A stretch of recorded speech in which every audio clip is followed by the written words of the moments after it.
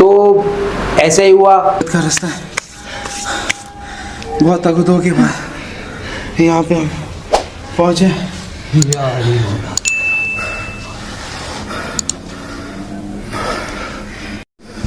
जब मैं ऊपर पहुंचा तो मुझसे पहले 2-3 लोग और मौजूद थे और हवा और टाइट हुई हुई थी हमारी।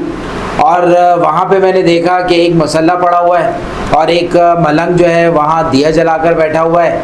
और फिर मुझे अंदर से हुआ कि मैं नमाज़ पढ़ूं, तो फिर वहाँ मैंने 2 रकात नमाज़ पढ़ी और उसके बाद मैंने वहाँ थोड़ा टाइम गुजारा। मेहरबानी, अल्लाह बहुत दे।